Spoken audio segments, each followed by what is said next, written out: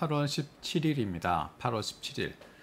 어제 8월 16일까지가 이사야 말씀을 같이 읽었습니다. 이사야 66장까지 말씀을 같이 읽었습니다.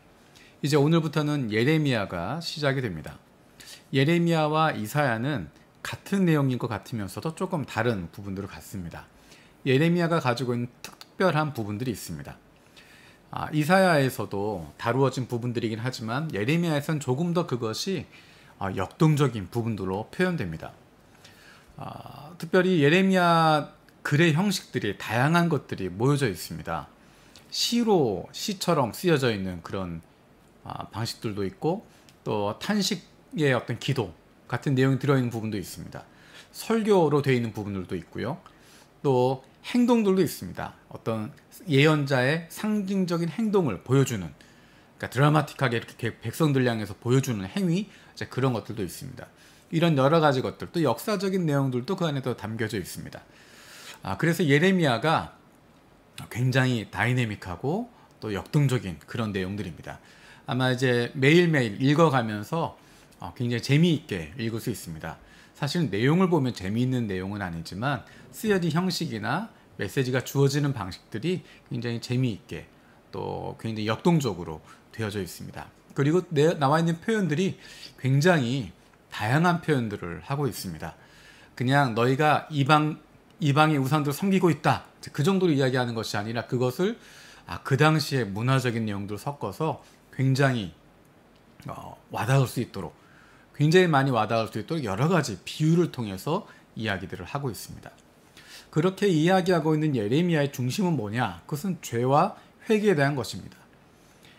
이스라엘 백성들이 저질렀던 죄, 그것에 대해 깨닫게 하는 것입니다. 단순히 이방신을 섬긴다라는 것 자체가 아니라 이방신을 섬기게 되면 그런 윤리적인 모습들이 나타나게 됩니다.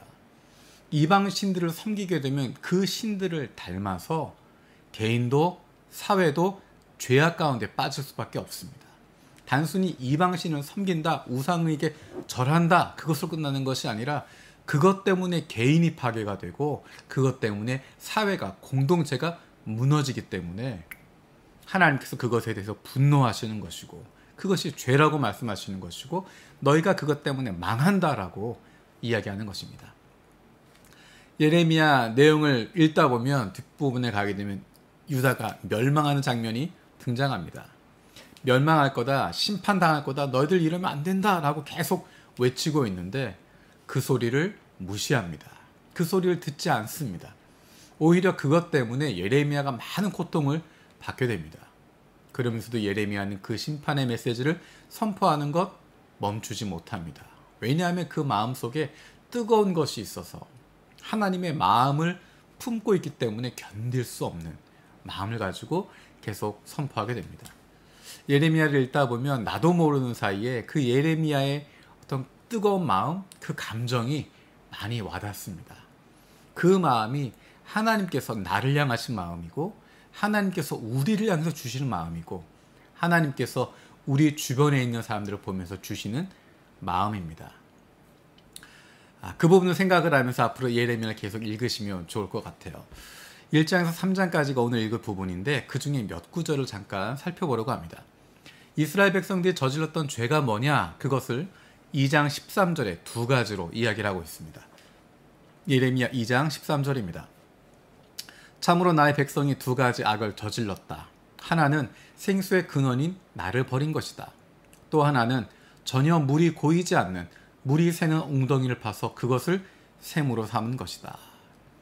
이는 그 당시에 팔레스타인의 문화적인, 사회적인 부분과 연결된 부분입니다. 광야에서 가장 중요한 것은 생수 얻는 것입니다. 그래서 생수를 얻을 수 있는 그런 웅덩이를 파놓는 것, 굉장히 중요한데 이스라엘 백성들이 두 가지 잘못을 저질렀다는 것입니다. 두 가지 악을 저질렀다. 첫 번째는 생수의 근원인 나를 버린 것이다. 하나님을 버렸다는 것입니다. 하나님이 생수의 근원인데 그것을 버렸다. 그리고 또 한 가지는 물이 새는 웅덩이를 팠다는 것입니다. 물이 고이지 않는 것, 겉으로 보기엔 물이 고이는 것처럼 보이지만 그 물 다 흩어져 버리게 되는, 터진 웅덩이, 새고 있는 웅덩이, 그것을 셈으로 삼고 있다는 것입니다. 그렇게 되면 망할 수밖에 없습니다. 그렇게 되면 잘못될 수밖에 없습니다. 하나님의 자녀가 하나님의 복받은 존재가 타락할 수밖에 없고 죽을 수밖에 없는, 멸망할 수밖에 없게 되는 것입니다. 그래서 다른 표현으로 2장 21절에 이렇게 말씀하십니다. 내가 너를 순전한 참 종자 곧 귀한 포도나무로 심었거늘 내게 대하여 이방 포도나무의 악한 가지가 되면 어찌 됨이냐. 하나님께서 이스라엘 백성들을 정말 좋은, 제일 좋은 포도주로 심었는데 너희들이 엉뚱하게 들포도나무가 되었다라고 하는 것입니다. 세 번이고 다시 읽으면 나는 너를 종자가 아주 좋은, 제일 좋은 포도나무로 심었는데 어떻게 하여 네가 엉뚱하게 들포도나무로 바뀌었느냐. 왜 그렇습니까? 하나님을 떠났기 때문입니다. 왜 그렇습니까? 하나님이 아니라 물이 전혀 고이지 않는 물이 새는 웅덩이를 파서 그것을 샘으로 삼았기 때문입니다. 이방의 신들을 바라보면서 그 신 앞에 절하고 그 신을 쫓아가고 거기에 빠져있기 때문에 이렇게 변해버린다는 것입니다. 그 사람들이 보이는 삶의 모습 짧게 보여줍니다. 3장 4절 5절입니다. 지금 너는 나를 아버지라고 부르면서 오랜 친구라고 하면서 하나님은 끝없이 화를 내시는 분이 아니다. 언제까지나 진노하시는 분이 아니다 하면서 온갖 악행을 마음껏 저질렀다. 겉으로는 하나님을 아버지라고 부르는 것 같지만 겉으로는 나의 보호자라고, 나의 오랜 친구라고 이야기하는 것 같지만 하나님을 무시하고 있는 것입니다. 하나님을 모르고 있는 것입니다. 하나님은 노여움을 한없이 계속 품고 있는 분 아니다 라고 이야기합니다. 내가 잘못해도 괜찮다라고 하는 것입니다. 언제까지 진노하는 분이 아니다라고 하면서 온갖 악행을 마음껏 저지르고 있다는 것입니다.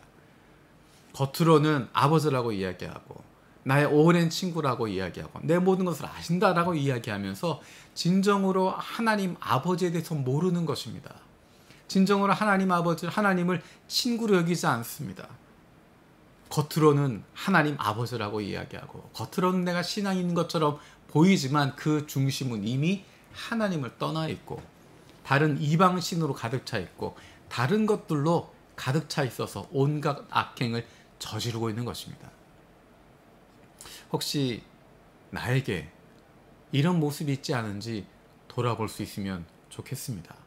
내가 하나님을 사랑한다고 이야기하고 하나님의 자녀라고 이야기하고 내가 이렇게 신앙을 가지고 있다고 이야기하지만 하나님의 뜻과는 관계없이 하나님이 원하시는 것 상관없이 내 마음대로 온갖 악행을 저지르고 있지 않은가.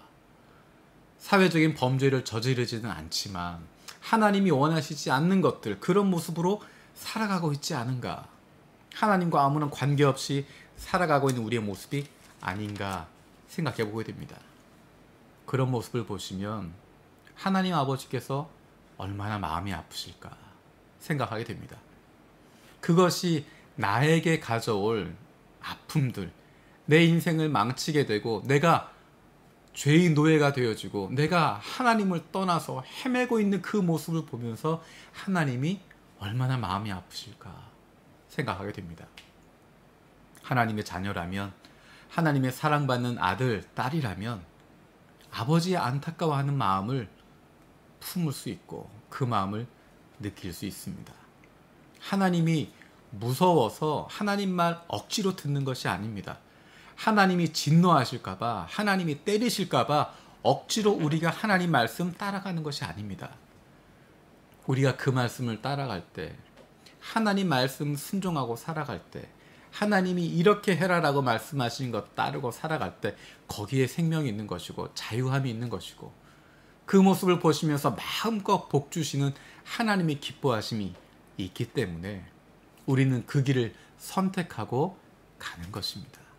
억지로 끌려가는 것이 아닙니다. 죽지 못해 하는 것이 아닙니다. 이 길이 기쁨이기 때문에, 이 길이 즐거움의 길이기 때문에 하나님 아버지 순종하고 하나님 아버지 말씀대로 살아가는 것, 그 마음을 품고 날마다 하나님과 동행하는 것이 나에게 기쁨이기 때문에 우리가 이 길을 걸어가고 있습니다. 오늘 하루 살아가는 동안에도 하나님의 자녀의 길을 선택하고 그 길을 걷겠습니다 라고 하는 기쁨과 즐거움이 넘치는, 감사가 넘치는 하루가 되어지길 원합니다. 기도하겠습니다. 살아계신 아버지 하나님, 감사드립니다. 하나님이 우리 아버지이십니다. 하나님이 나의 왕이십니다. 우리의 입술로만 고백하는 것이 아니라 우리의 삶이 그런 삶이 되게 하여 주시옵소서. 하나님의 자녀가 되어서 하나님의 아들로, 하나님의 딸로 아버지의 마음을 품고 살아가는 사랑받는 자녀들 되게 해주시고, 우리의 삶의 모습을 통하여 하나님이 기뻐하시는 모습 우리가 함께 누릴 수 있게 하여 주시옵소서. 억지로 가는 것 아닙니다. 죽지 못해 가는 것 아닙니다. 맞을까봐 그렇게 가는 것 아닙니다. 하나님이 기뻐하시기에, 그리고 내가 그 길을 가는 것이 나에게도 내 인생 최고의 기쁨과 즐거움의 길이기에 하나님의 말씀 순종하며 주님만 바라보며 주님만 믿고 나아갑니다. 우리와 날마다 동행하여 주시옵소서. 감사드리고 예수님의 이름으로 기도드립니다. 아멘. 오늘도 세 가지 중보기도 제목 가지고 함께 기도하기 원합니다. 첫 번째는 오늘부터 시작되는 예레미야 말씀을 통해서 나에게 말씀하시는 하나님의 음성을 듣게 하여 주시고, 예레미야 말씀을 통하여서 우리의 마음속에 하나님 아버지의 안타까워하는 마음, 간절한 마음, 그 뜨거운 마음을 우리도 품게 하여 주시옵소서. 두 번째 기도 제목은 요셉의 창고 프로젝트를 통해서 우리 교회가 하나님 아버지의 마음을 품고 어려움을 겪고 있는 이들에게 가까이 다가갈 수 있는 좋은 이웃이 되게 하여 주시옵소서. 세 번째로 일본인 중심 분립 개척을 통하여서 하나님께서 기뻐하시는 교회가 세워지게 하여 주시고, 주님께서 원하신 일들이 이 땅, 일본 땅 가운데 펼쳐지게 하여 주시옵소서. 뜨겁고 멋진 여름입니다. 하루하루 기쁨으로, 즐거움으로, 기대하는 마음으로 살아갈 수 있는 저 여러분들 되었으면 좋겠습니다. 고맙습니다.